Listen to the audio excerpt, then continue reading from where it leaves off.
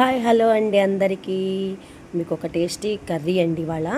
మనకి ఆరోగ్యాన్ని ఇచ్చే మంచి కర్రీ అదేనండి, మునగాకు కర్రీ. మునగాకు ముందుగా తెప్పించుకొని ఉడకబెట్టుకోవాలి. అలానే పెసరపప్పు మునగాకు వేసి ఉడకబెట్టుకొని పక్కకు పెట్టుకోవాలండి. ఇది ఉడకబెట్టేటప్పుడు కొంచెం సాల్ట్ పసుపు వేసి ఉడకబెట్టండి. ఉడకబెట్టిన తర్వాత ఇట్లా బుట్టకేసేసి పక్కన పెట్టేసేయండి. ఒక కళాయి తీసుకొని కళాయిలో కొంచెం ఆయిల్ వేసుకొని ఆయిల్ హీట్ అవ్వగానే నేను ఇలా ఎండుమిర్చి కారం వేస్తున్నానండి. చాలా టేస్ట్గా ఉంటుంది. మీరు కూడా ఒకసారి ట్రై చేయండి. ఎండుమిరపకాయ అలానే ఎల్లిపాయ మిక్సీ పెట్టి పక్కన పెట్టేసుకోవాలి. అదే కళాయిలో కొంచెం నూనె వేసుకొని తాలింపు గింజలు కరివేపాకు ఉల్లిపాయ ముక్కలు కొంచెం పసుపు వేసుకొని వేగేలోగా మనం ముందుగా వేయించుకున్న ఎండుమిరపకాయ ఎల్లిపాయ జీలకర్ర ఉప్పు వేసి మిక్సీ పట్టుకొని పక్కన పెట్టుకుందాం.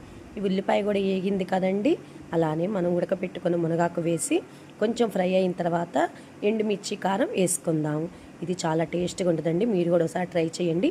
మన ఆరోగ్యానికి ఎంతో రుచికరమైన టేస్టీకరమైన కర్రీ అండి మునగాకు. అలానే కొంచెం నిమ్మకాయ పిండుకోండి, అన్నంలో తింటుంటే చాలా టేస్ట్గా ఉంటుంది. ఎన్ని రకాల విధానం అండి మునగాకు కర్రీ. ప్లీజ్ మా వీడియో కనుక నచ్చితే ప్లీజ్ లైక్ షేర్ కామెంట్.